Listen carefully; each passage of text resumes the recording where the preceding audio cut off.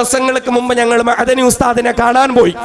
ഞങ്ങൾ വല്ലാത്ത ആശങ്കയിലായിരുന്നു ഉസ്താദിന്റെ ആരോഗ്യ കാര്യത്തില്. അങ്ങനെ ഉസ്താദുമായി സംസാരിക്കുമ്പോ, ഉസ്താദിന്റെ രോഗത്തിനെ പറ്റി ചോദിക്കുമ്പോ, ആരോഗ്യത്തെ പറ്റി ചോദിക്കുമ്പോ, കേസിനെ പറ്റി ചോദിക്കുമ്പോ ഒന്നോ രണ്ടോ വാക്കുകൾ പറഞ്ഞ് അതൊക്കെ അവസാനിപ്പിച്ചിട്ട് അദ്ദേഹം വാചാലനാകുന്നത് ഇന്ത്യ രാജ്യത്ത് അടിച്ചമർത്തപ്പെടുന്ന ജനവിഭാഗങ്ങളെ പറ്റിയിട്ടാണ്. കാശ്മീരിലെ ജനങ്ങളെ പറ്റിയിട്ടാണ് അബ്ദുൽ നാസർ മഅദനി വാചാലനാകുന്നത്. ആസാമിലെ ജനങ്ങളെ പറ്റിയിട്ടാണ് അബ്ദുൽ നാസർ മഅദനി വാചാലനാകുന്നത്. ഇന്ത്യ രാജ്യത്ത് അടിച്ചമർത്തപ്പെടുന്ന മുസ്ലിം ദലിത് ന്യൂനപക്ഷ സമൂഹത്തിൽപ്പെട്ട പാവപ്പെട്ട മനുഷ്യരെ പറ്റിയിട്ടാണ് അബ്ദുൽ നാസർ മഅദനി വാചാലനാകുന്നത്.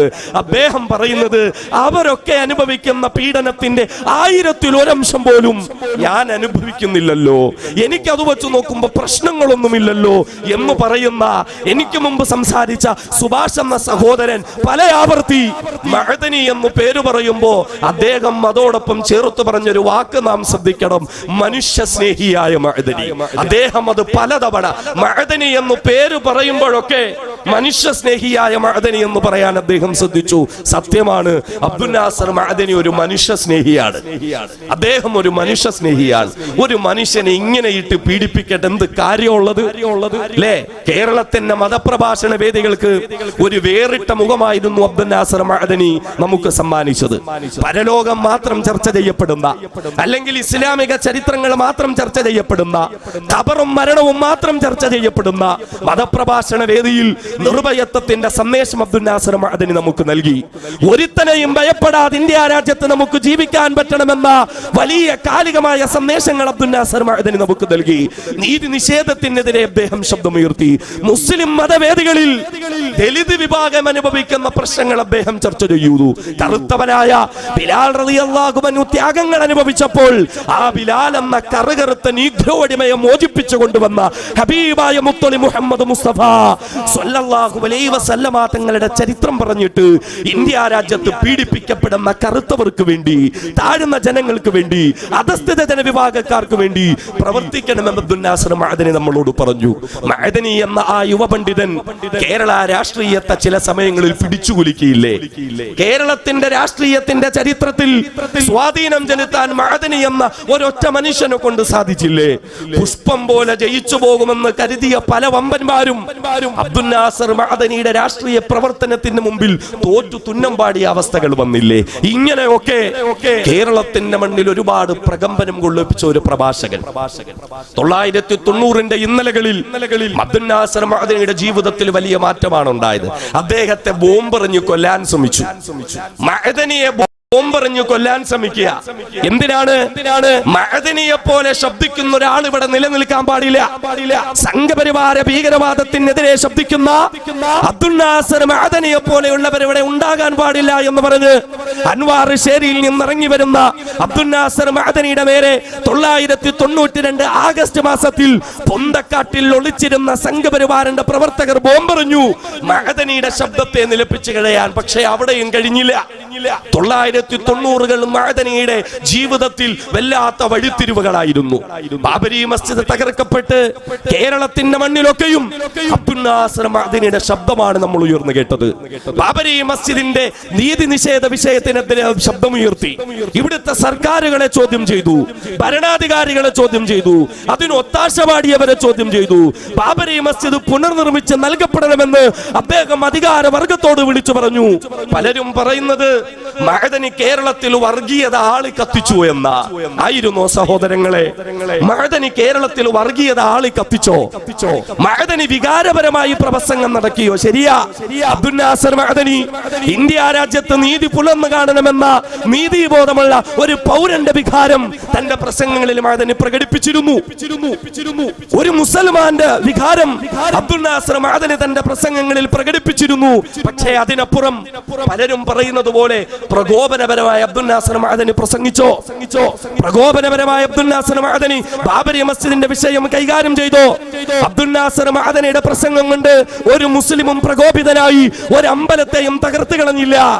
അബ്ദുൽ നാസർ മഅദനി ഇവിടുത്തെ ജനങ്ങളോട് വിളിച്ചു പറഞ്ഞത് 1000 ബാബരി മസ്ജിദുകൾ പൊളിക്കപ്പെട്ടാലും മക്കളെ, ഒരു ക്ഷേത്രത്തിന്റെ തിരുമുറ്റത്തു നിന്നും ഒരു പിടി മണ്ണുപോലും വാരിയെടുക്കരുത് എന്ന മഅദനിയുടെ വികാരപരമായ പ്രസംഗം കേട്ടാരും അമ്പലം പൊളിക്കാൻ പോയില്ല. തന്നെ ബോംബെറിഞ്ഞ് കൊല്ലാൻ ശ്രമിച്ച RSSകാരുടെ ഒരു കൊടിമരത്തിൽ പോലും ഒരു മുസൽമാനും കൈവച്ചില്ല. അബ്ദുൽ നാസർ മഅദനിയുടെ പ്രകോപനപരമായ പ്രസംഗം കേട്ടിട്ട് ആരും ഒരു ഹൈന്ദവനെ കൊല്ലാൻ പോയില്ല. മഅദനി ഇവിടെ എന്ത് പ്രകോപനം സൃഷ്ടിച്ചു എന്നാ പറഞ്ഞത്? അതെ, മഅദനിയുടെ പ്രസംഗങ്ങൾ പ്രകോപനം സൃഷ്ടിക്കപ്പെട്ടിരുന്നു. ഇവിടുത്തെ വർഗീയ തമ്പുരാക്കന്മാരുടെ കോട്ടകൊത്തളങ്ങളിൽ അബ്ദുൽ നാസർ മഅദനിയുടെ പ്രസംഗങ്ങൾ പ്രകമ്പനം കൊള്ളിച്ചിരുന്നു. ഇവിടുത്തെ സവർണ മാടമ്പി തമ്പുരാക്കന്മാരുടെ കൃത്തടങ്ങളിൽ അബ്ദുൽ നാസർ മഅദനിയുടെ പ്രസംഗം പ്രകോപനം സൃഷ്ടിക്കപ്പെട്ടിരുന്നു. ഇവിടുത്തെ സവർണ ബ്രാഹ്മണ മേധാവികളുടെ കാൽക്കീഴുകളിൽ അബ്ദുൽ നാസർ മഅദനിയുടെ പ്രസംഗം പ്രകമ്പനം കൊള്ളിപ്പിക്കപ്പെട്ടിരുന്നു എന്നതിനപ്പുറം ഇവിടുത്തെ ഒരു സാധാരണക്കാരനായ മനുഷ്യൻ പോലും മഅദനിയുടെ പ്രസംഗം കേട്ടൊരു അക്രമവും ചെയ്തില്ല. 1990കളിൽ ഉമാഭാരതിയുടെ പ്രസംഗം കേട്ടിട്ട് ബോംബെയുടെയും സൂറത്തിന്റെയും മീററ്റിന്റെയും തെരുവോരങ്ങളിൽ കലാപങ്ങൾ അഴിച്ചുവിട്ട് ആയിരക്കണക്കിന് ആളുകളെ സംഘപരിവാരം കൊന്നില്ലേ? അബ്ദുൽ നാസർ മഅദനി അങ്ങനെ ചെയ്തിരുന്നില്ല. ബാൽ താക്കറയുടെ പ്രഭാഷണം കേട്ടിട്ട് പാവപ്പെട്ട മുസ്ലിം സ്ത്രീകളെ ചെറ്റക്കൂരയിൽ നിന്ന് പിടിച്ചിറക്കി കൊണ്ടുവന്ന് അതിക്രൂരമായി അവരെ മാനഭംഗം ചെയ്ത് അത് വീഡിയോ കാസറ്റുകൾ പകർത്തി ഏമാന്മാരുടെ കൊട്ടകൊത്തളങ്ങളിൽ ടിവികളിൽ ഇതിട്ട് കണ്ട് കൈയടിച്ചു പൊട്ടിച്ചിരിച്ചു. അബ്ദുൽ നാസർ മഅദനി അങ്ങനെ ചെയ്തില്ല. എന്നതുപോലെ തന്നെ അദ്വാനിയുടെ പ്രസംഗം കേട്ടിട്ട്, അശോക് സിംഘാളിന്റെ പ്രസംഗം കേട്ടിട്ട്, പ്രവീൺ തൊഗാഡിയെ പ്രസംഗം കേട്ടിട്ട് ഇവിടെ ഒരുപാട് കലാപങ്ങളും പ്രശ്നങ്ങളും ഉണ്ടായി. മഅദനിയുടെ ഒരൊറ്റ പ്രസംഗം കൊണ്ട് പോലും ഇവിടെ അങ്ങനെ ഒന്നും സംഭവിച്ചില്ല. നമുക്കറിയല്ലോ, കേരളത്തിന്റെ മണ്ണിലും കാസർഗോഡിന്റെ അതിർത്തി പ്രദേശത്തിൽ രാവിലെ മദ്രസയിലേക്ക് പോകുന്ന 6-7 വയസ്സുള്ള ഫഹദ് എന്ന പൊന്നുമോൻ, എന്താ അവന്റെ പ്രത്യേകത? അവൻ ഒരു എൻഡോസൾഫാൻ ബാധിതനായിരുന്നു. നല്ലതുപോലെ നടക്കാൻ പോലും പറ്റാത്ത പൊന്നുമോൻ. രാവിലെ മതപഠനത്തിനായി മദ്രസയിലേക്ക് പോകുന്ന പൊന്നുമോനെ ആ ഉമ്മ കുളിപ്പിച്ചൊരുക്കി മദ്രസ പാഠപുസ്തകങ്ങളും നെഞ്ചോടണച്ചു പിടിച്ചുകൊണ്ട് മദ്രസയിലേക്ക് പോയ പൊന്നുമോന്റെ മുന്നിൽ ഊരിപ്പിടിച്ച കത്തിയുമായി ഒരു സംഘപരിവാര പ്രവർത്തകൻ ചാടി വീണു. അവനോടൊപ്പം ഉണ്ടായിരുന്ന അവന്റെ കൂട്ടുകാരൊക്കെ ഓടി ഒളിച്ചപ്പോൾ ഫഹദ് എന്ന എൻഡോസൾഫാൻ ബാധിതനായ വികലാംഗനായ പൊന്നുമോന് അവൻ ഓടിപ്പോകാൻ പറ്റിയില്ല. ആ ഫഹദ് എന്ന പൊന്നുമോനെ മടിയിൽ പിടിച്ച് മലർത്തി കിടത്തിയിട്ട് ആ സംഘപരിവാര പ്രവർത്തകൻ അവന്റെ കഴുത്തറുത്ത് കൊന്നുകളഞ്ഞിട്ട് പോലീസ് സ്റ്റേഷനിൽ അവൻ മൊഴി കൊടുത്തത് തലേ ദിവസം ഉറങ്ങാൻ കിടന്നപ്പോൾ താൻ കേട്ട ശശികലയുടെ പ്രസംഗത്തിൽ നിന്ന് ആർജവം ഉൾക്കൊണ്ടിട്ടാണ് താൻ ഇത് ചെയ്തത്. കാരണം അവനൊരു മുസൽമാനാണ്. അതിലുപരി ഫഹദിന്റെ വാപ്പ ഒരു കമ്മ്യൂണിസ്റ്റ് പാർട്ടി പ്രവർത്തകനായിരുന്നു എന്നതുകൊണ്ടാ. ഇങ്ങനെയൊക്കെ പലരുടെ പ്രസംഗങ്ങൾ കൊണ്ടും പലരുടെ പ്രഭാഷണങ്ങൾ കൊണ്ടും പലരുടെ പ്രവർത്തനങ്ങൾ കൊണ്ടും രാജ്യത്ത് കലാപങ്ങൾ നടത്തപ്പെട്ടു. പക്ഷേ അബ്ദുൽ നാസർ മഅദനി കേരളത്തിന്റെ മണ്ണിൽ ആയിരക്കണക്കിന് പ്രഭാഷണ വേദികൾ കൈകാര്യം ചെയ്തു. അദ്ദേഹത്തിന്റെ ഒരൊറ്റ പ്രസംഗം കൊണ്ട് രാജ്യത്താരെങ്കിലും നിയമം കയ്യിലെടുത്തതിന്റെ ഒരു തെളിവ് കാണിച്ചു തരാൻ പറ്റുമോ? അദ്ദേഹത്തിന്റെ പ്രസംഗം കേട്ട് ആരെങ്കിലും ഒരു നിരപരാധിയെ കൊന്നതിന്റെ തെളിവ് കാണിച്ചു തരാൻ പറ്റുമോ? അദ്ദേഹത്തിന്റെ ഒരു പ്രസംഗം കേട്ടിട്ട് എവിടെയെങ്കിലും രാജ്യത്തിനൊരു കുഴപ്പമുണ്ടാകുന്ന പ്രവർത്തനങ്ങൾ നടത്തപ്പെട്ടതായി കാണാൻ പറ്റൂല്ല. അബ്ദുൽ നാസർ മഅദനി ഒരിക്കലും പ്രകോപനപരമായി പ്രസംഗിച്ചിരുന്നില്ല. എന്നിട്ട് എന്തുണ്ടായി? മഅദനി ഇവിടുത്തെ രാഷ്ട്രീയക്കാരുടെ കൊള്ളരുതായ്മകളെ തുറന്നു കാണിച്ചു. ടാടാ പോട്ടാ പോലെയുള്ള നിയമങ്ങളിൽ പെടുത്തി മുസ്ലിമുകളായ ചെറുപ്പക്കാരെ ജയിലിലടച്ച് അവരിൽ മരുന്ന് കുത്തിവെച്ച് അവരുടെ തലച്ചോറിൽ മയക്കുമരുന്ന് തിരികെ കയറ്റി മസ്തിഷ്ക പ്രക്ഷാളനം നടത്തി ഭ്രാന്തന്മാരായി വലിച്ചെറിഞ്ഞ കഥ അബ്ദുൽ നാസർ മഅദനി ഇവിടെ വിളിച്ചു പറഞ്ഞു. സംഘപരിവാരം ഇതൊക്കെ ഗൂഢാലോചന നടത്തുമ്പോൾ അതിനൊത്താശ ചെയ്തു കൊടുത്ത ഓരോ രാഷ്ട്രീയ പ്രമുഖന്മാരുടെയും പേര് അബ്ദുൽ നാസർ മഅദനി ഇവിടെ വിളിച്ചു പറഞ്ഞു. രാജ്യത്ത് നടക്കുന്ന നിയമലംഘനങ്ങളെ പറ്റി അദ്ദേഹം വിളിച്ചു പറഞ്ഞു. ബാബരി മസ്ജിദ് തകർക്കുമ്പോ വെറും ഈനാമ്പേച്ചികളെ പോലെ ഇവിടുത്തെ പട്ടാള സംവിധാനത്തെ നിർത്തിയ അധികാരികളെ അബ്ദുൽ നാസർ മഅദനി ചോദ്യം ചെയ്തു. അവരോടൊപ്പം ചേർന്ന ഓരോ മുന്നണികളെയും അബ്ദുൽ നാസർ മഅദനി ശക്തമായ ഭാഷയിൽ വിമർശിച്ചു. എന്തിന്റെ പേരിലാ? നീതിബോധമുള്ള ഒരു പൗരനായതിന്റെ പേരില്, ദീനീബോധമുള്ള ഒരു മുസ്ലിം ആയതിന്റെ പേരില്. അതിന് അദ്ദേഹം ഒരു തീവ്രവാദി എന്നാണ് പലരും പേര് വിളിച്ചത്. അതിന് അദ്ദേഹം പ്രകോപനപരമായി പ്രസംഗിച്ചു എന്നാ പേര് വിളിച്ചത്. എന്നാൽ ഞാനും നിങ്ങളും ഒന്ന് തിരിച്ചറിയണം. 990 ഇന്നലകളിൽ അബ്ദുൽ നാസർ മഅദനി കേരളത്തിന്റെ മണ്ണിലൂടെ ഇന്ത്യൻ ജനതയ്ക്ക് ഏതൊരു സംഘപരിവാരത്തിന്റെ മുന്നറിയിപ്പാണോ നൽകിയത്, ആ മുന്നറിയിപ്പൊക്കെ പകൽ വെളിച്ചം പോലെ ഇന്ത്യ രാജ്യത്ത് പുലർന്നു കാണപ്പെടുമ്പോൾ അതെ മഅദനി പറഞ്ഞ ദിവസമെത്തി എന്ന് മാറ്റി പറയാൻ ഇവിടുത്തെ രാഷ്ട്രീയ തമ്പുരാക്കന്മാർ വിധിക്കപ്പെട്ടു എന്ന് പറയുമ്പോൾ മഅദനി സത്യത്തിലായിരുന്നു എന്നതിന് അതിനപ്പുറം മറ്റൊരു തെളിവെന്തെങ്കിലും വേണോ? മഅദനി പറഞ്ഞതൊക്കെ സത്യമായി ഇവിടെ പുലർന്നു കണ്ടില്ലേ? മഅദനി സംഘപരിവാർ ഭീകരതയെ പറ്റി ഈ രാജ്യത്ത് എന്തൊക്കെ വിളിച്ചു പറഞ്ഞു അതൊക്കെ കൃത്യമായി ഇവിടെ നടമാടപ്പെട്ടുകൊണ്ടിരിക്കുമ്പോ ഇപ്പൊ പലരും പറയുന്നു മഅദനി പറഞ്ഞത് ശരിയായിരുന്നു, അത് തീവ്രവാദമായിരുന്നില്ല, അത് ഭീകരവാദമായിരുന്നില്ല എന്ന് മാറ്റി പറയേണ്ട അവസ്ഥ വന്നില്ലേ? എന്നിട്ട് എന്തുണ്ടായി? അബ്ദുൽ നാസർ മഅദനിയുടെ രാഷ്ട്രീയ മുന്നേറ്റം ഇവിടുത്തെ ഇടതു വലത് രാഷ്ട്രീയ പാർട്ടികൾക്ക് ഒരു തലവേദന സൃഷ്ടിച്ചു എന്നത് ശരിയാ. കാരണം എന്താ? അവരുടെ രാഷ്ട്രീയ പ്രമാണിത്വം നഷ്ടപ്പെട്ടു പോകും, അവരുടെ അധികാരം നഷ്ടപ്പെട്ടു പോകുമെന്ന് മനസ്സിലായി. അതുകൊണ്ട് എന്തുണ്ടായി? 992 അദ്ദേഹം കോഴിക്കോട് മുതലക്കുളം മൈതാനത്ത് നടത്തിയ ഒരു പ്രസംഗം, ആ പ്രസംഗത്തിന്റെ പേരിൽ ഒരു കേസ് എടുത്തിട്ടുണ്ടായിരുന്നു. അതൊക്കെ ഏത് കക്ഷി ഭരിക്കുമ്പോഴായിരിക്കും മറ്റൊരു വിഷയം, അതവിടെ കിടക്കട്ടെ. അതിന്റെ പേരിൽ 998 മാർച്ച് മാസം 30-ാം തീയതി അബ്ദുൽ നാസർ മഅദനെ അറസ്റ്റ് ചെയ്തു. കേവലം ഒരു പ്രസംഗത്തിന്റെ പേരിൽ. തൊഗാഡിയ പലതവണ കേരളത്തിൽ വന്നിട്ട് അറസ്റ്റ് ചെയ്തിട്ടില്ല, അശോക് സിംഗാളിനെ അറസ്റ്റ് ചെയ്തിട്ടില്ല, ഉമാഭാരതി കേരളത്തിൽ വന്നിട്ട് ഹൈന്ദവരെല്ലാം ഓരോ കത്തികൾ കയ്യിൽ വാങ്ങി വെക്കണമെന്ന് വിട്ട് അറസ്റ്റ് ചെയ്തില്ല. മഅദനിയെ അറസ്റ്റ് ചെയ്തു. എന്നിട്ട് പലരും പറഞ്ഞത് മഅദനിയെ തന്ത്രത്തിൽ നമ്മൾ കുടുക്കിയെന്ന്. അതൊക്കെ പറഞ്ഞ ഒരുപാട് പറയാനുണ്ട്. ഇവിടെ കേരള സർക്കാർ ഇടപെടുക എന്ന് പറയുമ്പോ ഇടതുപക്ഷം കേരളം ഭരിക്കുന്നത് കൊണ്ടൊന്നുമല്ല, ഇവിടെ ഒരു ഇടതുപക്ഷമായത് കൊണ്ടല്ല. കാരണം മഅദനിയുടെ വിഷയത്തിൽ പാപഭാരം മുഴുവനും ഇടതുപക്ഷത്തിന്റെ മുകളിൽ വെച്ചു കൊടുക്കേണ്ടതില്ല. ഇവിടുത്തെ ഇടത് വലത് രാഷ്ട്രീയ കക്ഷികൾ ഉൾപ്പെടെ എല്ലാ മുന്നണികളും അബ്ദുൽ നാസർ മഅദനിയെ കുടുക്കാൻ വേണ്ടി ശ്രമിച്ചതും അദ്ദേഹത്തിന്റെ വിഷയത്തിൽ അഴുകടമ്പം നടപടി സ്വീകരിച്ചതിന്റെ 100 തെളിവുകൾ നമ്മുടെ മുന്നിലുണ്ട്. അദ്ദേഹത്തിന്റെ പ്രിയപ്പെട്ട ഉമ്മുമ്മ മരണപ്പെട്ടപ്പോൾ കേരളത്തിലേക്ക് വരാൻ വേണ്ടി പ്രത്യേക അനുവാദം ചോദിച്ചപ്പോ കേരളത്തിലെ ഒരു മുഖ്യമന്ത്രി ഇവിടെ നിന്ന് അങ്ങോട്ട് ഫാക്സ് അയച്ചു, മഅദനിയെ കേരളത്തിലേക്ക് വിടല്ലേ, അദ്ദേഹം വന്നാൽ ഇവിടെ കുഴപ്പമാവും, അതുകൊണ്ട് ഇടതും വലതും ഒക്കെ അവിടെ നിൽക്കട്ടെ. അബ്ദുൽ നാസർ മഅദനി കേരള രാഷ്ട്രീയത്തിൽ പിടിമുടുക്കുമെന്ന് കണ്ടപ്പോൾ 98-ൽ 6 വർഷം മുമ്പ് ഒരു കേസ് പറഞ്ഞുകൊണ്ട് അദ്ദേഹത്തെ അറസ്റ്റ് ചെയ്തു. പിന്നീട് കോയമ്പത്തൂർ കേസിൽ കുടുക്കിയതാണ് നമ്മൾ കണ്ടത്. പിന്നെ സേലം ജയിലിലേക്ക് അദ്ദേഹത്തെ കൊണ്ടുപോയി ഏകാന്ത തടവിൽ പാർപ്പിച്ചു. കോയമ്പത്തൂർ ജയിലിലേക്ക് കൊണ്ടുപോയി. സഹോദരങ്ങളെ അറിയോ, കോയമ്പത്തൂർ കേസിൽ മഅദനെ അറസ്റ്റ് ചെയ്യാൻ കാരണം എന്താ? മഅദനി രാത്രി അവിടെ പോയിട്ട് അദ്വാനി വരുന്നിടത്ത് ബോംബെറിഞ്ഞു, അതിന്റെ പേരിൽ 52 പേര് കൊല്ലപ്പെട്ടു എന്നതുകൊണ്ടല്ല. മഅദനി ബോംബ് ഒളിപ്പിച്ചു വെക്കാനുള്ള സ്ഥലം കാണിച്ചു കൊടുത്തു എന്നതുകൊണ്ടുമല്ല, അല്ലെങ്കിൽ മഅദനി അവരുമായി ഗൂഢാലോചന നടത്തി എന്നതുകൊണ്ടൊന്നുമല്ല. കോയമ്പത്തൂർ കേസിൽ മഅദനെ അറസ്റ്റ് ചെയ്യാൻ എന്താ കാര്യം എന്നറിയോ? അതിൽ മഅദനിക്ക് പറഞ്ഞിരിക്കുന്ന കുറ്റം എന്താണെന്നറിയോ? കോയമ്പത്തൂർ കേസിൽ അവിടെ ഉപയോഗിച്ച സ്ഫോടക വസ്തുക്കൾ അത് പട്ടാളക്കാർ ഉപയോഗിക്കുന്ന സ്ഫോടക വസ്തുക്കളാണ്. ആ സ്ഫോടക വസ്തുക്കൾ അല്ലുമ്മ പ്രവർത്തകർക്ക് എത്തിച്ചു കൊടുക്കാൻ ആളെ നിയമിച്ചത് മഅദനിയാണ്. ആരെയാ നിയമിച്ചെന്നറിയോ? ആർമി രാജു എന്ന് പറയുന്ന ഒരു RSSകാരനെ. ചിന്തിച്ചു നോക്കണേ. ഇപ്പൊ മഅദനിയാണ് തീവ്രവാദി, മഅദനി ഭീകരവാദിയാ, ശിക്ഷ വിധിക്കാതെ ഇങ്ങനെ ജയിലിലിട്ട് ഞങ്ങൾ ഇങ്ങനെ കൈകാര്യം ചെയ്യാന്നൊക്കെ സോഷ്യൽ മീഡിയകളിലൂടെ ഇങ്ങനെ വിവരമില്ലായ്മ വിളിച്ചു പറയുന്നവന്മാർ അറിയണം.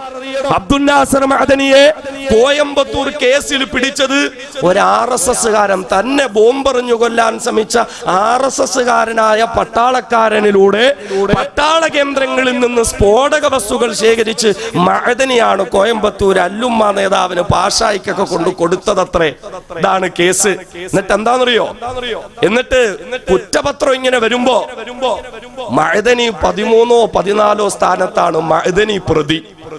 ഈ ബോംബ് കൊടുത്തു എന്ന് പറയുന്ന ആർമി രാജു 141ാമത്തെ പ്രതിയാ. നമ്മൾ ചിന്തിച്ചു നോക്കണം. എന്ന് പറഞ്ഞാൽ മഅദനി എന്ന് പറയുന്ന മനുഷ്യൻ അദ്ദേഹത്തിന്റെ പാർട്ടിയോ രാഷ്ട്രീയോ ഒന്നുമല്ല, അദ്ദേഹം വിഭാവനം ചെയ്യുന്ന ആ നിലപാട്, ആ ഒരു സംഭവത്തെ ഇവിടെ എതിർക്കണം. സംഘപരിവാരത്തിന്റെ അജണ്ടയായിരുന്നു അത്. സംഘപരിവാരത്തിന്റെ അജണ്ടയായിരുന്നു. പിന്നീട് ഈ ആർമി രാജു തന്നെ താൻ ഒരു RSS കാരനാണ്, താൻ ശാഖകളിലൊക്കെ പങ്കെടുക്കുന്ന ആളാണ് എന്നൊക്കെ പറഞ്ഞ് നിക്കറിട്ട ഫോട്ടോ ഒക്കെ കോടതി കൊണ്ടുവന്ന് ഹാജരാക്കേണ്ടി വന്നു. അവസാനം അബ്ദുൽ നാസർ മഅദനി ഇവിടെ പറഞ്ഞ പോലെ 16,000-ത്തിലധികം പേപ്പറുള്ള കുറ്റപത്രവാ സമർപ്പിച്ചത്. 16,000 പേപ്പർ ഒക്കെയും തമിഴ് ഭാഷയില. അതൊന്നും മലയാളത്തിലാക്കി തരാൻ പറഞ്ഞിട്ട് പോലും അംഗീകരിച്ചില്ല. 2,500 സാക്ഷികളെ വെച്ചിട്ടാണ് മഅദനിയുടെ കേസ് കൈകാര്യം ചെയ്തത്. എന്നാൽ ഈ 2,500 സാക്ഷികളെ വിസ്തരിച്ചിട്ട് 16,000 പേപ്പറുകളുള്ള കുറ്റപത്രം സമർപ്പിച്ചിട്ട് പോലും മഅദനി ഒരു തീവ്രവാദിയാണ്, ഒരു ഭീകരവാദിയാണ് എന്ന് സ്ഥാപിച്ചെടുക്കാൻ സംഘപരിവാരം നേതൃത്വം കൊടുക്കുന്ന പലർക്കും ഇവിടെ സാധിക്കാതെ പോയി. 9.5 വർഷത്തിന് ശേഷം ഒരു കുറ്റവും ചെയ്യാതെ ആ മനുഷ്യൻ മോചിപ്പിക്കപ്പെട്ടു. സംഭവമൊക്കെ നമുക്കറിയാം. പക്ഷേ എന്നിട്ടും കേരളത്തിൽ വന്ന് 2-3 വർഷം മാത്രമാണ് മഅദനി ഇവിടെ സ്വസ്ഥമായി ജീവിച്ചത്. സ്വസ്ഥമാണെന്ന് പറയാൻ പറ്റുമോ? അപ്പോ ഒരു തടിയന്റെ ഇവിടെ നസീറിനെ കൊണ്ടുവരുന്നു, കളമശ്ശേരിയിൽ ബസ് കത്തിച്ച കേസ് കൊണ്ടുവരുന്നു. അദ്ദേഹത്തിന്റെ പാവപ്പെട്ട ഭാര്യയെ ആ കേസിൽ കുടുക്കി. നമ്മൾ ചിന്തിക്ക്, കലി അടങ്ങുന്നോ? എന്നിട്ടും 9.5 വർഷം ജയിലിലിട്ടിട്ട് കലി അടങ്ങിയോ? ഇല്ല. അദ്ദേഹത്തിന്റെ പ്രിയപ്പെട്ട ഭാര്യയെ കേസിൽ കുടുക്കി. നമുക്കറിയാം ആ പ്രിയപ്പെട്ട സഹോദരി, നിരപരാധിയായ ആ പാവപ്പെട്ട സഹോദരി കേസിൽ കുടുക്കി. മഅദനിയെ മാനസികമായി തളർത്താൻ ശ്രമിച്ചു. ആ പാവം സ്ത്രീയെ അറസ്റ്റ് ചെയ്തു. 3, 4, 5 ദിവസം അവരെ കസ്റ്റഡിയിൽ വെച്ചു. അവസാനം അവർക്ക് ജാമ്യം കിട്ടി പുറത്തു വരുമ്പോ അപ്പോ ഇതാ പുതിയ കേസ് വരുന്നു, ബാംഗ്ലൂർ സ്ഫോടന കേസ്. അങ്ങനെയാണ് മഅദനിയെ വീണ്ടും ബാംഗ്ലൂരിലേക്ക് കൊണ്ടുപോയത്. എന്നിട്ട് എന്താ, മഅദനി അവിടെ ജാമ്യാപേക്ഷ സമർപ്പിച്ചപ്പോ കോടതി പറഞ്ഞു എന്താണെന്നറിയോ? ബാംഗ്ലൂർ സ്ഫോടന കേസിൽ മഅദനിക്കെതിരെ വ്യക്തമായ തെളിവുകളൊന്നും ഇപ്പോ ഇല്ല എന്ന് പറഞ്ഞ അറസ്റ്റ് ചെയ്ത് മാസങ്ങൾക്കുള്ളിലുള്ള സംഭവം, കൃത്യമായ തെളിവുകളൊന്നും ഇപ്പോ ഇല്ല. പക്ഷേ ആരോപിക്കപ്പെടുന്ന വ്യക്തി എന്നുള്ള നിലയിൽ അബ്ദുൽ നാസർ മഅദനിയെ പുറത്തുവിട്ടാൽ അത് കേസിനെ ബാധിക്കും എന്നുള്ളത് കൊണ്ട് ജാമ്യം കൊടുക്കാൻ പറ്റൂല. ഇതൊക്കെ എന്ത് നീതിയാണ്? ഇതൊക്കെ എന്ത് ന്യായമാണ്? ജാമ്യം എന്ന് പറയുന്നത് ഒരു പൗരന് നൽകപ്പെടേണ്ടെന്ന അവകാശമാണ് എങ്കിൽ മഅദനിയുടെ വിഷയത്തിൽ ആ അവകാശം പോലും ആ പാവപ്പെട്ട മനുഷ്യന് കൊടുക്കുന്നില്ല. എന്നിട്ട് മഅദനിയുടെ കേസ് കർണാടകയിലെ കോടതി നടത്തുകയാണ്. അങ്ങനെ നാളുകൾക്ക് ശേഷം അദ്ദേഹം രോഗത്തിന്റെ ആവശ്യങ്ങൾ ഉന്നയിച്ചു. പരപ്പന അഗ്രഹ ജയിലിൽ നിന്ന് പോലീസ് ഉദ്യോഗസ്ഥർ കോടതിക്ക് റിപ്പോർട്ട് സമർപ്പിച്ചു. അബ്ദുൽ നാസർ മഅദനി ഒരുപാട് രോഗങ്ങൾ കൊണ്ട് ബുദ്ധിമുട്ടുകയാ.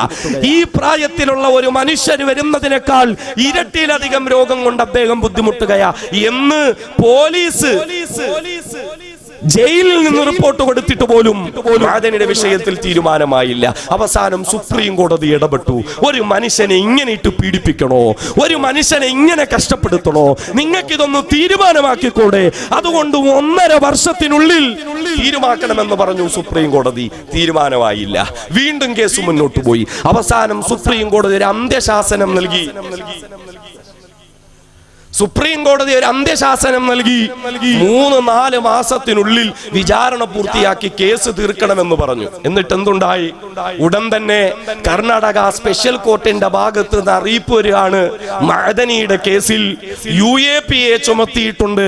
അതുകൊണ്ട് UAPA ചുമത്തപ്പെട്ട കേസുകളൊക്കെ NIA ആണ് കൈകാര്യം ചെയ്യേണ്ടതെന്ന്. ഇത്രയും നാളിവന്മാർ ആ കേസ് നീട്ടിക്കൊണ്ടുപോയി. ഒരു മനുഷ്യനെ എല്ലാ നിലയിലും തകർത്താനും തളർത്താനും ശ്രമിച്ച് അവസാനം പറയുന്നു UAPA ചാർത്തിയത് കൊണ്ട് അത് NIA കൈകാര്യം ചെയ്യേണ്ട കേസാ. വീണ്ടും NIAക്ക് കൈമാറി. NIAയുടെ കോടതി ആദ്യം മുതൽ വീണ്ടും സാക്ഷി വിസ്താരം നടത്തണം. സാക്ഷികൾ എന്നൊക്കെ പറഞ്ഞ എന്താ? ഈ പറഞ്ഞ പോലെ കൊടകില് ഇഞ്ചിത്തോട്ടത്തിൽ പോയി മഅദനി ക്ലാസ് എടുത്തൂത്രേ എങ്കിൽ മഅദനിക്ക് അതിന് ഒത്താശ ചെയ്തു കൊടുത്ത സദാസമയം മഅദനിയോടൊപ്പം ഉണ്ടായിരുന്ന പോലീസുകാർക്കെതിരെ കേസില്ലയോ? അവരെ അവരുടെ ജോലിയിൽ നിന്ന് സസ്പെൻഡ് ചെയ്തിട്ടുണ്ടോ? അവർക്കെതിരെ എന്തെങ്കിലും നടപടി സ്വീകരിച്ചിട്ടുണ്ടോ? ഇതൊന്നും ചോദിക്കാൻ പാടില്ല. പോലീസുകാരെയൊക്കെ വെട്ടിച്ച് ഒറ്റക്കാലനായ മഅദനി ഹബീബായ റസൂൽ സല്ലല്ലാഹു അലൈഹി വസല്ലം മിഅ്റാജ് നടത്തിയതുപോലെ കേരളത്തിൽ ഇഞ്ചിത്തോട്ടത്തിലേക്ക് പോയത്രേ. എന്നിട്ട് അവിടെ ക്ലാസ് നടത്തി. അവിടുന്ന് കൊണ്ടുവന്ന സാക്ഷികളൊക്കെ റഫീഖ് എന്ന് പറയുന്ന ആള് ആദ്യം മഅദനിയെ ഞാൻ അവിടെ കണ്ടു എന്ന് സാക്ഷി പറഞ്ഞ ആള് പിന്നീട് കോടതിയിൽ വന്നു പൊട്ടിക്കരഞ്ഞു, ഇല്ല ഞാൻ മഅദനി അവിടെ കണ്ടിട്ടില്ല. പിന്നെ എന്തിനാ നിങ്ങൾ കണ്ടു എന്ന് പറഞ്ഞതെന്ന് കോടതി ചോദിച്ചപ്പോ അയാൾ പൊട്ടിക്കരഞ്ഞുകൊണ്ട് പറഞ്ഞു, പോലീസ് എന്നെ ഭീഷണിപ്പെടുത്തിയതാണ്, പോലീസ് എന്നെ ഭീഷണിപ്പെടുത്തിക്കൊണ്ട് പറയിപ്പിച്ചതാ, എനിക്കെതിരെ കേസെടുക്കും, കള്ളക്കേസിൽ കൊടുക്കും, തീവ്രവാദിയാക്കുമെന്ന് ഭീഷണിപ്പെടുത്തിക്കൊണ്ട് എന്നെ കൊണ്ട് പറയിപ്പിച്ചതാ. ആലുവയ്ക്കടുത്തുള്ള ജോർജ് എന്ന ക്രൈസ്തവ സഹോദരൻ പറഞ്ഞു, പോലീസ് എന്നെ എവിടെയൊക്കെ ഒപ്പിടിയിപ്പിച്ചു എന്നല്ലാതെ എന്താണെന്ന് എനിക്കറിയില്ല. ഇവര് പറയുന്നത് പോലെ ഒരു സാഹചര്യ തെളിവുകളും എന്റെ പക്കലില്ല, ഞാനൊന്നും കണ്ടിട്ട് പോലുമില്ല. ഇങ്ങനെയുള്ള കള്ളസാക്ഷികളാണ് മുഴുവനും. ഇവരെ മുഴുവനും ആദ്യം മുതൽ NIA കോടതിക്ക് വിസ്താരം നടത്തണം. അങ്ങനെ ആ വിസ്താരമൊക്കെ തുടങ്ങി, അതുമൊക്കെ ഏറ്റവും അവസാനിക്കുമെന്നാകുമ്പോ നാം അറിയണം സഹോദരങ്ങളെ, രാജ്യത്ത് ഇത്രയേറെ നീതി നിഷേധിക്കപ്പെട്ട ഒരു പൗരനുണ്ടോ? മഅദനിയുടെ കേസ് കൈകാര്യം ചെയ്ത ജഡ്ജി അദ്ദേഹത്തെ അപ്രതീക്ഷിതമായി സ്ഥലം മാറ്റി. പെട്ടെന്ന് ജഡ്ജി ഇല്ല എന്ന് പറഞ്ഞാൽ മാസങ്ങളോളം മഅദനി ഹാജരായതും വിസ്താരം നടന്നതും ഒക്കെ ജഡ്ജി ഇല്ലാത്ത കോടതിയില. അങ്ങനെ ഒരു പ്രഹസനം സൃഷ്ടിക്കപ്പെട്ടു. രണ്ടാമത് വീണ്ടും പുതിയ ജഡ്ജി വന്നു. അയാൾക്കും കേസ് ആദ്യം മുതൽ പഠിക്കേണ്ടതുണ്ട് എന്ന് മാത്രമല്ല, അപ്പോഴൊക്കെ രോഗത്തിന്റെ പേരിൽ ബഹുമാനനായ മഅദനി ഉസ്താദിന് ഒരു ഇളവ് കൊടുത്തിരുന്നു. അദ്ദേഹം ഹാജരാകേണ്ട ദിവസം അറിയിക്കാം, അപ്പ മാത്രം ഹാജരായാൽ മതിയെന്ന്. എന്നാൽ ഇപ്പോൾ അദ്ദേഹത്തിന്റെ രോഗാവസ്ഥയൊക്കെ ഇവിടെ പറയപ്പെട്ടിട്ടുണ്ടാകും. അത്യുഷ്ണമുള്ള സമയത്ത് പോലും ശരീരം കിടുകിട വിറയ്ക്കുന്ന അവസ്ഥയിലേക്ക് അബ്ദുൽ നാസർ മഅദനിയുടെ ശാരീരികാവസ്ഥ ആശങ്കാജനകമായ അവസ്ഥയിലേക്ക് വന്നപ്പോൾ പോലും ഹോസ്പിറ്റൽ അധികൃതരുടെ വാക്കുകൾ പോലും മാനിക്കാതെ നിർബന്ധിച്ച് ഡിസ്ചാർജ് ചെയ്ത് അദ്ദേഹത്തെ അവിടെ നിന്ന് കൊണ്ടുവന്നു. എന്നിട്ട് പുതിയ തീരുമാനം വന്നിരിക്കുന്നു, ഇനി വിളിച്ചാലും വിളിച്ചില്ലെങ്കിലും കേസ് എടുക്കുന്ന ദിവസം മുഴുവൻ മഅദനി കോടതി വരണമെന്ന്. അല്ലാതെ ഒരു PDP നേതാവായത് കൊണ്ടൊന്നുമല്ല. ഇത്രയും ഒക്കെ പീഡനം ഒരു മനുഷ്യൻ സഹിച്ചു. ഇതിന്റെ ഭാഗത്തിൽ ഈ കേസുമായിട്ട് കോടി നടന്ന അദ്ദേഹത്തിന്റെ പ്രിയപ്പെട്ട പിതാവുണ്ട്. അൻവാർ ശേരിക്കടുത്ത് തോട്ടുവാൽ മനസ്സിൽ നമ്മൾ പോയാൽ അബ്ദുസ്സമദ് മാസ്റ്റർ എന്ന വയോവൃദ്ധനായ മനുഷ്യനെ കാണാം. ശരീരം തളർന്നൊരു വീൽ ചെയറിൽ അവരിയ്ക്കുന്നുണ്ട് അദ്ദേഹം. മഅദനി ഉസ്താദിന്റെ പ്രിയപ്പെട്ട മാതാവ് ഈ മാർഗത്തിൽ തന്റെ മകന്റെ പരിപൂർണ മോചനം സ്വപ്നം കണ്ട് കഴിഞ്ഞുകൂടി ആ പ്രിയപ്പെട്ട മാതാവ് മരണപ്പെട്ടു. ഇങ്ങനെയൊക്കെ ഒരു മനുഷ്യനെ അതിക്രൂരമായി പീഡിപ്പിക്കുന്നത്, ഒരു മനുഷ്യന് നീതി നിഷേധിക്കുന്നത്, ഒരു മനുഷ്യന് കിട്ടാനുള്ള അവകാശങ്ങളൊക്കെ പിച്ചു ചീന്തുന്നത് അബ്ദുൽ നാസർ മഅദനി ഒരു പീഡിപ്പിക്കാരനായതുകൊണ്ടല്ല, അദ്ദേഹം ഒരു മുസ്ലിം ആയതുകൊണ്ടല്ല, അദ്ദേഹം ഒരു മതപ്രഭാഷകനായതുകൊണ്ടല്ല. പിന്നെയോ 990കളുടെ ഇന്നലത്തിൽ അദ്ദേഹം തിരികൊളുത്തി വെച്ച സംഘപരിവാർ വിരുദ്ധ സിദ്ധാന്തമെന്ന ഒരു പ്രത്യയ ശാസ്ത്രം ഉയർത്തിപ്പിടിക്കുന്നതിന്റെ പേരിൽ ഈ രാജ്യത്തെ കാർന്നു തിന്നുന്ന ക്യാൻസറാണ് സംഘപരിവാരം എന്ന് ഈ ലോകത്തിന്റെ മുമ്പിൽ വിളിച്ചു പറഞ്ഞതിന്റെ പേരിൽ സംഘപരിവാരത്തിന്റെ അപകടങ്ങൾ ഇന്ത്യ രാജ്യത്തെ ജനങ്ങളെ മനസ്സിലാക്കി കൊടുത്തതിന്റെ പേരിൽ എല്ലാവരും സംഘപരിവാരത്തെ ഭയന്നുകൊണ്ട് ബാബരി എന്ന പേര് പോലും പറയാൻ മടിച്ചിരുന്ന ഭയപ്പെട്ടിരുന്ന കാലഘട്ടത്തില് ബാബരിക്ക് വേണ്ടി പ്രസംഗിച്ചത് കൊണ്ട് മാത്രം 100-ലധികം കേസുകൾ തന്റെ മേലെടുത്തതെങ്കിൽ 100 1000 ആയിക്കൊള്ളട്ടെ, എന്നാലും ഞാനിത് അവസാനിപ്പിക്കില്ല എന്ന് പറഞ്ഞ ആർജവമുള്ള ഒരു മനുഷ്യനെ ഇല്ലായ്മ ചെയ്യാൻ വേണ്ടിയിട്ടാണ് സംഘപരിവാരം ഈ നിലയിൽ ആ പാവപ്പെട്ട മനുഷ്യനെ നശിപ്പിക്കാൻ ശ്രമിക്കുന്നതെങ്കിൽ കാരാളിമുക്കിന്റെ മണ്ണിൽ നിന്ന് നമുക്ക് പ്രഖ്യാപിക്കാനുള്ളത് നീതിക്ക് വേണ്ടി ശബ്ദിക്കുന്ന, സത്യത്തിന് വേണ്ടി ശബ്ദിക്കുന്ന, സംഘപരിവാർ ഭീകരവാദത്തിനെതിരെ ശബ്ദിക്കുന്നതിന്റെ പേരിലാണ് ഒരു അബ്ദുൽ നാസർ മഅദനിയെ നിങ്ങൾ നശിപ്പിക്കാൻ ശ്രമിക്കുന്നതെങ്കിൽ ആ മഅദനി തീർന്നു പോയത് കൊണ്ടൊന്നും നിങ്ങൾക്കെതിരെയുള്ള ശബ്ദം ഇവിടെ അവസാനിക്കാൻ പോകുന്നില്ല. ഒരു മഅദനി മരണപ്പെട്ടാലും ആയിരക്കണക്കിന് മഅദനിമാർ നിങ്ങൾക്കെതിരെ ശബ്ദമുയർത്തുന്നതായ ഒരവസ്ഥ ഈ രാജ്യത്ത് സംജാതമായിക്കൊണ്ടിരിക്കുകയാ. അതുകൊണ്ടൊന്നും മഅദനിയെ ജയിലിൽ അടച്ചത് കൊണ്ടോ അദ്ദേഹത്തെ ഇല്ലായ്മ ചെയ്തത് കൊണ്ടോ ഒന്നും ഇവിടുത്തെ ന്യൂനപക്ഷ ദലിത് സമൂഹത്തിന് വേണ്ടിയുള്ള മുന്നേറ്റത്തിന്റെ രാഷ്ട്രീയത്തിന്റെ പ്രവർത്തനം തീരൂല. അങ്ങനെയൊക്കെ ചില ചിന്തയുണ്ട്. മഅദനി അങ്ങ് തീർന്നാ തീരുവല്ലോ. ഞാൻ പ്രതിനിധാനം ചെയ്യുന്ന പ്രസ്ഥാനമുണ്ട് ഓൾ ഇന്ത്യ ഇമാംസ് കൗൺസിൽ. അന്ന് അബ്ദുൽ നാസർ മഅദനി അറസ്റ്റ് ചെയ്യപ്പെട്ടപ്പോ മഅദനിയുടെ മോചനത്തിന് വേണ്ടി പണ്ഡിതന്മാർ രംഗത്ത് വരണമെന്ന് പറഞ്ഞിട്ടാ തിരുവനന്തപുരം ഇമാംസ് കൗൺസിൽ എന്ന പേരിൽ ഒരു പണ്ഡിത കൂട്ടായ്മ തുടങ്ങിയത്.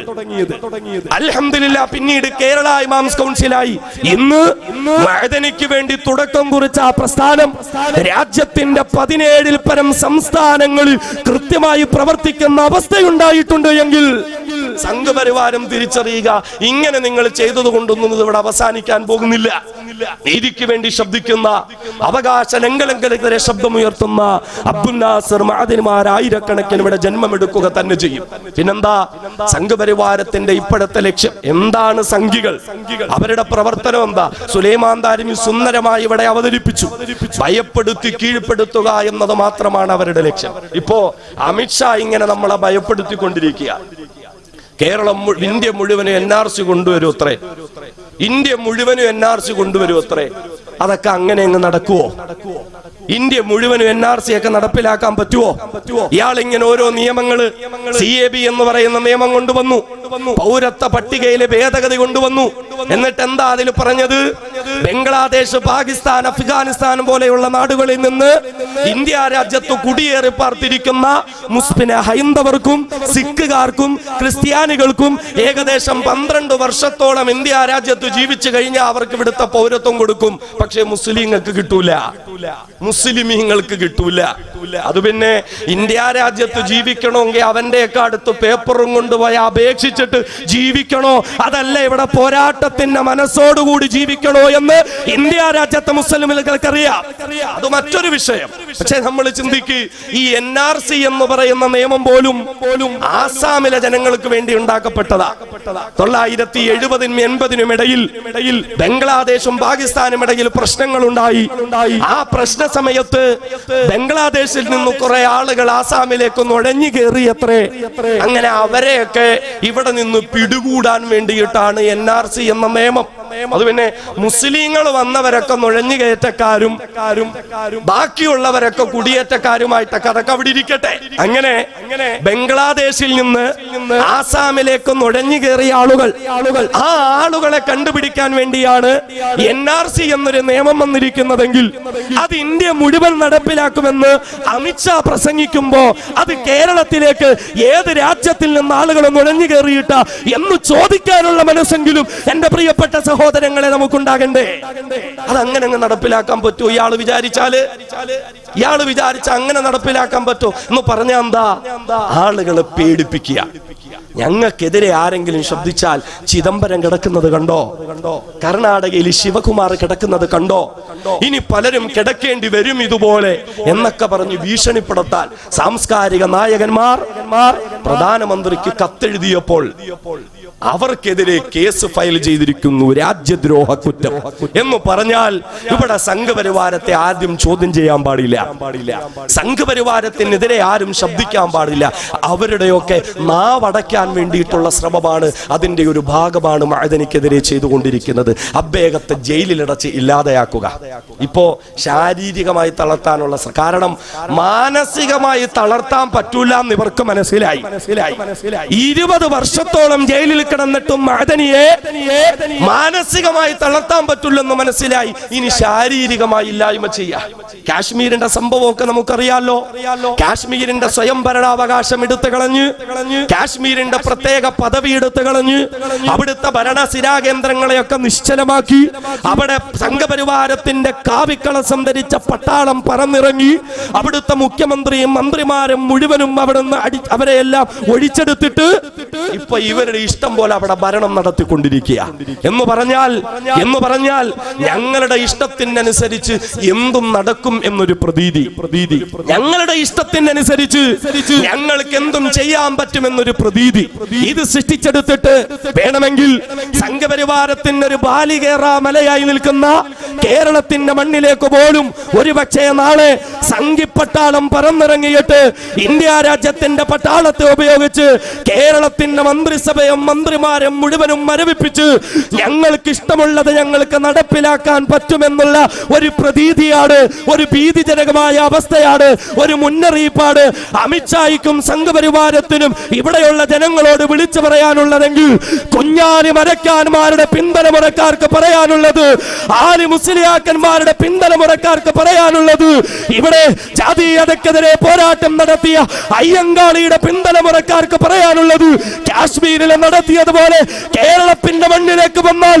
ഞങ്ങൾ ജീവിച്ചിരിക്കുന്നിടത്തോളം കാലം ജാതീയതയെ വലിച്ചെറിഞ്ഞുകൊണ്ട്, മതങ്ങളെ വലിച്ചെറിഞ്ഞുകൊണ്ട്, രാഷ്ട്രീയത്തെ വലിച്ചെറിഞ്ഞുകൊണ്ട് ഈ രാജ്യത്തെ ഏറ്റവും വലിയ ഭീകരവാദികളായ സംഘപരിവാരത്തെ കേരളത്തിന്റെ മക്കൾ നേരിടുമെന്നുള്ളത് സംഘപരിവാരം കൃത്യമായി അറിഞ്ഞുകൊള്ളുക. ഒരു ഭീഷണിപ്പെടുത്തുക. നമ്മൾ മനസ്സിലാക്കണം, ഈ ഒരുപാട് പേടിയുള്ള ആളുകളുണ്ട്. അവരുടെ വിചാരം എല്ലാവർക്കും അവരെ പോലെ പേടിയാന്ന്. നമ്മൾ രാത്രി ഇങ്ങനെ ബൈക്കിലൊക്കെ യാത്ര ചെയ്യുമ്പോ നമുക്കറിയാലോ, നമ്മുടെ പിന്നിൽ പട്ടികള്, തെരുവ് നായ്ക്കള് കുരച്ചുകൊണ്ട് വരും നമ്മളെ പേടിപ്പിക്കാൻ വേണ്ടിയിട്ടാ. നമ്മൾ പേടിച്ചു പോയാൽ പിന്നെയും നമ്മുടെ പുറകെ വരും. എന്നാൽ നമ്മൾ ആ ബൈക്കൊന്ന് നിർത്തിയാലോ ഇവരൊക്കെ തിരിഞ്ഞോടും എന്ന് പറയുന്നത് പോലെ നിൽക്കേണ്ട പോലെ നമ്മളൊന്ന് നിന്നാൽ തിരിഞ്ഞോടാൻ മാത്രമേ ഉള്ളൂ ഇവരൊക്കെ. കൃത്യമായി നമ്മൾ തിരിച്ചറിയണം. ഇത് അബ്ദുൽ നാസർ മഅദനി അദ്ദേഹത്തിന്റെ ജീവിതത്തിലൂടെ നമുക്ക് പഠിപ്പിച്ചു തന്നതാ. കാരണം നമുക്കറിയല്ലോ, കാശ്മീരിലെ ഈ അടിയന്തരാവസ്ഥയൊക്കെ സൃഷ്ടിച്ചെടുത്തിട്ട് പിഞ്ചു കുഞ്ഞുങ്ങൾ 140 പിഞ്ചു മക്കളെ പോലും ജയിലിലടച്ചിട്ട് 4000-ഓളം പൗരന്മാരെ പോലും കാണാനില്ല. സ്ത്രീധനങ്ങളെ പട്ടാളം പ്രഹ്ലാദ പീഡിപ്പിച്ചുകൊണ്ടിരിക്കുക. ആ സന്ദർഭത്തിൽ കാശ്മീരിലെ രാഷ്ട്രീയ നേതാക്കന്മാരെ വെറും 50 ദിവസം അവരെ ജയിലിലടച്ചു. നമുക്കറിയല്ലോ സംഭവം.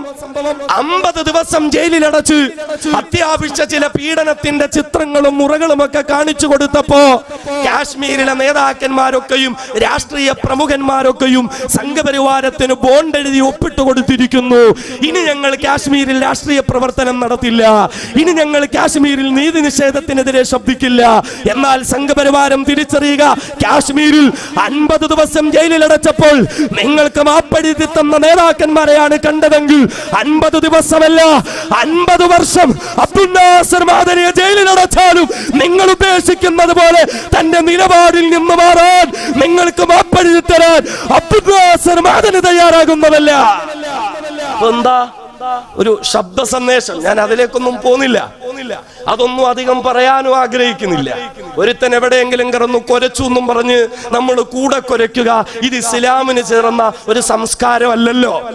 നമ്മൾ അത് പഠിച്ചിട്ടില്ലല്ലോ. നമ്മുടെ മാതാപിതാക്കൾ നമ്മളെ എങ്ങനെ പഠിപ്പിച്ചിട്ടില്ല, നമ്മുടെ ഉസ്താദുമാര് നമ്മളെ എങ്ങനെ പഠിപ്പിച്ചിട്ടില്ല. എന്താ ഇപ്പൊ പുള്ളിക്കാരൻ പറഞ്ഞത് നിങ്ങളൊക്കെ കേട്ടിട്ടുണ്ടാവും. അതിന് ഇങ്ങനെ ഞങ്ങൾ ഇട്ടേക്ക് ആ ജയിലില്, സുപ്രീം കോടതി വിധിക്കുന്നത് വരെ അയാൾ ഇങ്ങനെ ജയിലിൽ കിടന്ന് നരകിക്കട്ടെ. എടാ നീയൊക്കെ എന്ത് കരുതി, നീയൊക്കെ എന്ത് കരുതി? എടാ പൊന്നുമോനെ, ഇത് പാരമ്പര്യം വേറെയാ. ജയിലെന്ന് എഴുതി കാണിക്കുമ്പോ മുട്ടുപറച്ചു മാപ്പെഴുതി കൊടുത്ത നിന്റെയൊക്കെ ഗുരുജിയുടെ പാരമ്പര്യമല്ല ഇത്. ഇത് അബ്ദുൽ നാസർ മഅദനിയാ. മഹാനായ ബിലാൽ ഇബ്നു റബാഹ റളിയല്ലാഹു അൻഹുവിന്റെ നെഞ്ചിൽ പാറക്കല്ല് കയറ്റിവെച്ച് ചാട്ടവാറ് കൊണ്ടടിക്കുമ്പോ അഹദ് അഹദ് എന്ന് വിളിച്ചു പറഞ്ഞ് തന്റെ നിലപാടിൽ നിന്ന് മാറാത്ത ബിലാൽ ഇബ്നു റബാഹയുടെ ചരിത്രം കേരളത്തിന്റെ മണ്ണിൽ ആയിരക്കണക്കിന് വേദികളിൽ പ്രസംഗിച്ച അബ്ദുൽ നാസർ മഅദനിയുടെ ചരിത്രമായത്. നീ എന്ത് കരുതിയടാ മോനെ? നിന്റെയൊക്കെ ഗുരുജിമാരുടെ പാരമ്പര്യമാ ഞങ്ങളുടെ മഅദനി ഉസ്താദിന്റെ പാരമ്പര്യം എന്ന് വിചാരിച്ചോ? ആലി മുസ്ലിയാരുടെയും കുഞ്ഞാലി മരക്കാന്മാരുടെയും മമ്പറം തങ്ങളുടെയും സൈനുദ്ദീൻ മഖ്ദൂമാരുടെയും പാരമ്പര്യം ഉൾക്കുന്ന അബ്ദുൽ നാസർ മഅദനിയെ 1000 കൊല്ലം ജയിലിലടച്ചാലും അദ്ദേഹത്തിന് ഒരു ചുക്കുണ്ടാവില്ല എന്ന് നീയൊക്കെ മനസ്സിലാക്കിക്കൊള്ളുക. മഅദനി അങ്ങോട്ട് ജയിലിലടച്ചിട്ട് പീഡിപ്പിക്കാന്ന്. നമ്മളൊരു കാര്യം നമ്മളൊക്കെ മഅദനി മോചിതനാകണം, അദ്ദേഹം പീഡനത്തിൽ നിന്ന് രക്ഷപ്പെടണം, ഇത് നമ്മുടെ ആഗ്രഹമാണ്. നമ്മൾ അതിനു വേണ്ടി ദുആ ചെയ്യും, നമ്മൾ അതിനു വേണ്ടി പ്രാർത്ഥിക്കുകയും പ്രവർത്തിക്കുകയും ചെയ്യും. നാം മഅദനി ഉസ്താദിനോടൊന്ന് ചോദിച്ചു നോക്കേ, ഈ മാർഗത്തിൽ രക്തസാക്ഷിത്വം വഹിക്കലാണ് എന്റെ ആഗ്രഹമെന്ന് അദ്ദേഹം പറയും. അതാ ചങ്കൂറ്റം. അത് RSSന്റെ ശാഖകളിൽ നിന്ന് പഠിക്കാൻ പറ്റുന്നതല്ല. അത് പഠിക്കണമെങ്കിൽ ഖുർആൻ പഠിക്കണം, അത് പഠിക്കണമെങ്കിൽ ഹദീസ് പഠിക്കണം, അത് പഠിക്കണമെങ്കിൽ ഇസ്ലാമിക ചരിത്രങ്ങൾ പഠിക്കണം. ഇതൊക്കെ കൈകാര്യം ചെയ്താണ് അബ്ദുൽ നാസർ മഅദനി. അതുകൊണ്ട് അങ്ങനെയൊന്നും ഒടുങ്ങി പോകില്ല, അതുകൊണ്ട് അങ്ങനെയൊന്നും തീർന്നു പോകില്ല. അതുകൊണ്ട് സഹോദരങ്ങളെ, നമ്മൾ മനസ്സിലാക്കേണ്ടത് മഅദനിയുടെ മോചനത്തോടൊപ്പം തന്നെ മഅദനി നമ്മെ പഠിപ്പിച്ച ഒരാർജവുണ്ട്. ഒരാളുടെ മുന്നിലും ഭയപ്പെടരുത് മക്കളെ.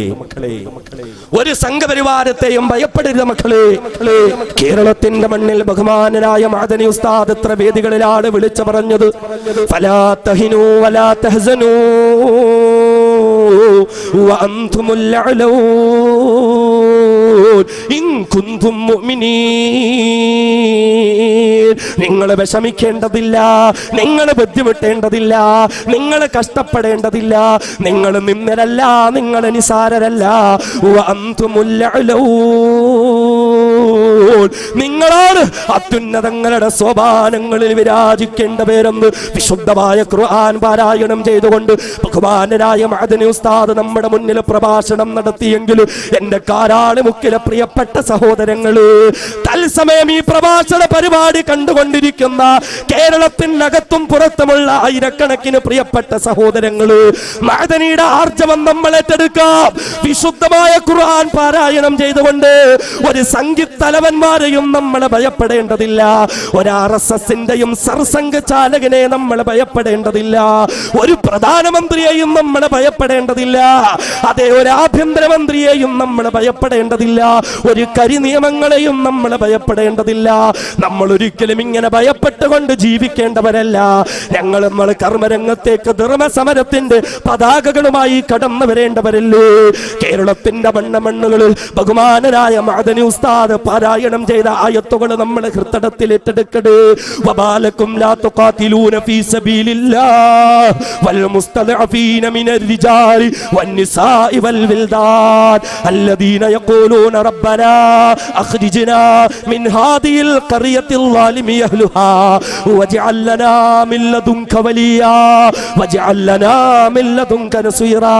അടിച്ചമർത്തപ്പെടുന്ന വയോജനങ്ങൾക്ക് വേണ്ടിയിട്ട്, നീതി നിഷേധിക്കപ്പെടുന്ന സ്ത്രീജനങ്ങൾക്ക് വേണ്ടിയിട്ട്, അലമുറയിട്ട് കരയുന്ന കൊച്ചു കുഞ്ഞുങ്ങൾക്ക് വേണ്ടിയിട്ട് എന്തുകൊണ്ട് നിയമ പോരാട്ടങ്ങൾക്കായി നിങ്ങൾ കർമ്മരംഗങ്ങളിലേക്ക് ധർമ്മസമരത്തിന്റെ പതാകകളുമായി കടന്നു വരുന്നില്ല എന്ന അല്ലാഹുവിന്റെ ഖുർആൻ ഓതിക്കൊണ്ട് എന്നെയും നിങ്ങളെയും വിരോധത്തമായ പോരാട്ടങ്ങളിലേക്ക് കൈപിടിച്ചിറങ്ങാൻ ആഹ്വാനം ചെയ്ത ബഹുമാനനായ മഅദനി ഉസ്താദിന്റെ ആർജവമുണ്ടല്ലോ, ഈ ആർജവം നമുക്ക് ഏറ്റെടുക്കാൻ പറ്റട്ടെ മുസ്ലിമേ.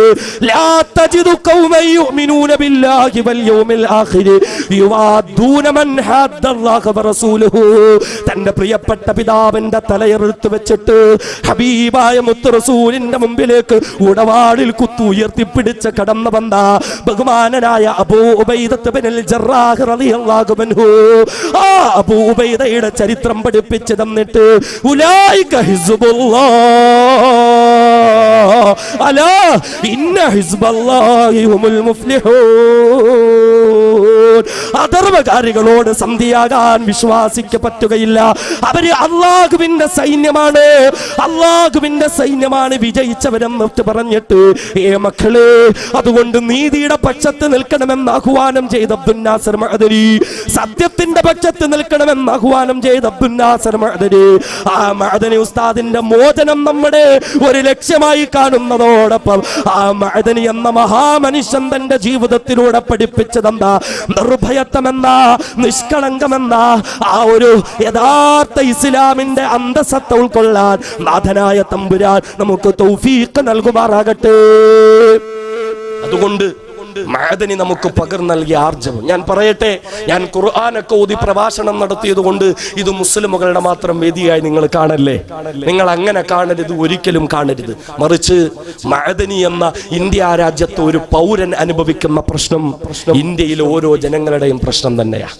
ഇതിന് കാരണക്കാർ സംഘപരിവാരമാണ് എങ്കിൽ എന്നെ കേൾക്കുന്ന ഹൈന്ദവ ക്രൈസ്തവ നല്ലവരായ സഹോദരങ്ങളോടുണ്ട് എങ്കിൽ പറയട്ടെ, ഇവിടെ ഹിന്ദുക്കൾക്കും ക്രിസ്ത്യാനികൾക്കും ഒന്നും ഒരു പ്രശ്നവുമില്ല പൗരത്വ പട്ടിക വന്നാൽ എന്നൊക്കെ അമിത്ഷാ പറയുമ്പോ നിങ്ങളൊന്നും കരുതണ്ട, അതുകൊണ്ട് അങ്ങ് രക്ഷപ്പെട്ടു പോയി എന്ന്. കാരണം സംഘപരിവാരത്തിന് ഒരു രക്ഷയുണ്ട്. 925 സുലൈമാൻ ദാരിമി പറഞ്ഞതുപോലെ ഇവിടെ ഒരു ഭീകരവാദ പ്രസ്ഥാനത്തിന് തുടക്കം കുറിച്ചവർക്ക് 2025 ഇന്ത്യ രാജ്യം ഒരു പരിപൂർണ ഹിന്ദുസ്ഥാൻ, ഒരു ഹിന്ദു രാഷ്ട്രമാക്കി മാറ്റേണ്ടുന്നതുണ്ട്. അതിനു വേണ്ടിയിട്ടാണ് ഇപ്പോൾ 1 നാഷൻ 1 ലാംഗ്വേജ്, 1 നാഷൻ 1 ഇലക്ഷൻ, ഇനിയിപ്പോൾ 1 നാഷൻ 1 റിലീജിയൻ എന്നൊക്കെ പറഞ്ഞിട്ട് ഇവർ രംഗത്ത് വരും. പക്ഷേ തിരിച്ചറിയുക, സംഘപരിവാരം സ്വപ്നം കാണുന്നത് ബ്രാഹ്മണ ആധിപത്യമുള്ള, സവർണ ആധിപത്യമുള്ള സാധാരണക്കാരായ ഹിന്ദുക്കളെന്ന് നമ്മൾ എല്ലാവരെയും കാണാറുണ്ട്. പക്ഷേ സംഘപരിവാരം ഹിന്ദുക്കളായി കാണുന്നത് ഇവിടുത്തെ ബ്രാഹ്മണന്മാരെ മാത്രമാണ്. ജനങ്ങളെ പല തട്ടിലാക്കിയിട്ട് ബ്രാഹ്മണൻ എന്ന് പറഞ്ഞിട്ട്, ക്ഷത്രിയൻ എന്ന് പറഞ്ഞിട്ട്, വൈശ്യൻ എന്ന് പറഞ്ഞിട്ട്, ശൂദ്രൻ എന്ന് പറഞ്ഞിട്ട് ഇവിടുത്തെ ജനങ്ങളെയൊക്കെ അടിച്ചമർത്താൻ അല്പം മുമ്പ് മഅദനി എന്ന മനുഷ്യസ്നേഹിയെ പറ്റി ഇവിടെ പ്രസംഗിച്ച നമ്മുടെ സുഭാഷ് എന്ന സഹോദരൻ, അദ്ദേഹത്തെ വേദിയിലിരുത്തി നമ്മൾ ആദരിച്ചു, അദ്ദേഹത്തിന് അവസരം കൊടുത്തു. പക്ഷേ സംഘപരിവാരം സ്വപ്നം കാണുന്ന ഒരു ഹിന്ദു രാഷ്ട്രം ഇവിടെ പുലർന്നു കണ്ടാൽ ഈ സുഭാഷ് എന്ന സഹോദരനോ അദ്ദേഹത്തിന്റെ ജാതിയിലും കുടുംബത്തിലും പെട്ടവർക്കോ ഇവിടെ ഒരു പരിഗണന ഉണ്ടാവില്ല. കാരണം ബ്രാഹ്മണന്മാരല്ലാത്തവരൊക്കെയും ഇവിടുത്തെ താഴ്ന്ന ജാതികാരൊക്കെ മലം ചുമക്കാൻ വിധിക്കപ്പെട്ടവരാണ്, ചെരുപ്പ് കുത്താൻ വിധിക്കപ്പെട്ടവരാണ്. അതിനെയാണ് പുന്നാസ്ത്രമാദനെ എതിർത്തത്. അങ്ങനെ ഒരു രാഷ്ട്രീയം ഇന്ത്യയിൽ വേണ്ട.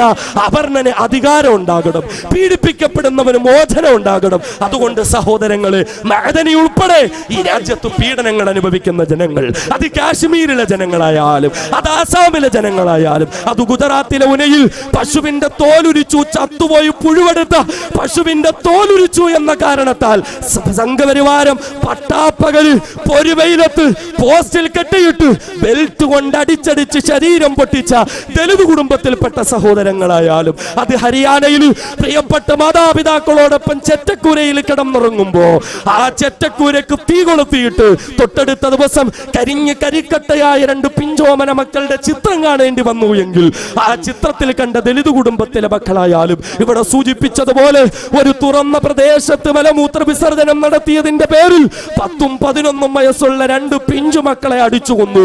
അതിനുശേഷം നമ്മൾ കേട്ടില്ലേ, 1.5 വയസ്സുള്ള ഒരു പൊന്നുമോൻ നമ്മുടെ വീട്ടിലൊക്കെ ഇല്ലേ, നമ്മുടെ മക്കളൊക്കെ ഇല്ലേ, കാല് തെറ്റിയൊന്ന് വീണാ നമുക്ക് നോവൂല്ലേ, ആ മക്കളൊന്ന് കരഞ്ഞാ നമുക്ക് നോവൂല്ലേ? ഒന്ന് ചിന്തിച്ചു നോക്കേ. ദലിത് കുടുംബത്തിൽപ്പെട്ട 1.5 വയസ്സുള്ള ഒരു പൊന്നുമോൻ, ആ പൊന്നുമോന് മൂത്രം ഒഴിക്കാൻ തോന്നിയപ്പോ അവനൊരു പൊതുവഴിയിലിരുന്ന് മൂത്രം ഒഴിച്ചു. 1.5 വയസ്സുള്ള പൊന്നുമോനെ പോലും അതിക്രൂരമായി തള്ളിക്കൊന്നു കളഞ്ഞ ഈ സംഘപരിവാരം, ഇവരാണോ ഇവിടുത്തെ ജനങ്ങൾക്ക് സ്വാതന്ത്ര്യം നൽകുന്നത്? അതുകൊണ്ട് തിരിച്ചറിയുക, സംഘപരിവാർ ഭീകരതയ്ക്കെതിരെ ഇവിടുത്തെ മുസ്ലിമുകളും ഹൈന്ദവരും ക്രൈസ്തവരും ഒക്കെ രംഗത്ത് വരണം. അബ്ദുൽ നാസർ മഅദനിയുടെ മോചനം അതേപോലെ നമ്മുടെ ഒരു ലക്ഷ്യമാകണം. അതിന്റെ പ്രവർത്തനത്തിന്റെ മേഖലയിൽ നമ്മൾ ഉണ്ടാകണം. അൽഹംദുലില്ലാ, ധീരതയോടെ ധൈര്യസമേതം വലിയ പല മഹല്ലുകൾ ഉണ്ടായിട്ടും പല സംവിധാനങ്ങൾ ഉണ്ടായിട്ടും ഇപ്പോഴും പലരും മിണ്ടിയിട്ടില്ല. മൈക്കിന്റെ മുന്നിൽ മണിക്കൂറുകളോളം പ്രഭാഷണം നടത്താൻ പറ്റുന്നവർ ആരും ഇതുവരെ ഒന്ന് ശബ്ദം ഉയർത്തിയിട്ടില്ല, നാക്കുയർത്തി മഅദനി എന്ന് പോലും പറഞ്ഞിട്ടില്ല. പക്ഷേ അപ്പോഴും അൽഹംദുലില്ലാ അതിന് തന്റെ ഇടം കാണിച്ച, അതിന് ധീരത കാണിച്ച, അതിനുള്ള ആർജവം കാണിച്ച ഈ കാരാളിമുക്ക് മുസ്ലിം ജമാഅത്തിന്, ഇതിന്റെ ഭാരവാഹികൾക്ക്, ഇതിന്റെ ബഹുമാനനായ ഖത്തീബ് ഫൈസി ഉസ്താദ് അവർക്ക്, ഇതിന് നേതൃത്വം കൊടുത്ത ബഹുമാനനായ കാരാളി ഉസ്താദ്, എന്റെ പ്രിയപ്പെട്ട സുഹൃത്ത് സുലൈമാൻ ദാരിമി, ഈ വേദിയിലിരിക്കുന്ന എല്ലാവരും അവസാനം വരെയും ക്ഷമയോടുകൂടി ഇതിനെ ശ്രവിച്ചു കൊണ്ടിരിക്കുന്ന ഓരോരുത്തർക്കും പടച്ചവൻ നല്ല പ്രതിഫലം നൽകട്ടെ എന്ന പ്രാർത്ഥനയോടെ ഇനി ഇൻഷാ അല്ലാഹ് ഈ കാരാളിമുക്കിന്റെ മണ്ണിൽ ഇതിനേക്കാൾ വലിയൊരു ജനസഞ്ചയവുമായി നാം ഒന്നു ചേരുമ്പോ അല്ലാഹു സുബ്ഹാനഹു വ തആല ബഹുമാനനായ അബ്ദുൽ നാസർ മഅദനി ഈ വേദിയിലിരുന്ന് മണിക്കൂറുകളോളം പ്രസംഗിക്കുന്നത് കാണാൻ നമുക്ക് ഓരോരുത്തർക്കും തൗഫീഖ് നൽകുമാറാകട്ടെ എന്ന പ്രാർത്ഥനയോടെ നിർത്തുന്നു. വ ആഖിറു ദഅ്വാന അനിൽ ഹംദുലില്ലാഹി റബ്ബിൽ ആലമീൻ. അസ്സലാമു അലൈക്കും വറഹ്മത്തുള്ളാഹി വബറകാതുഹു.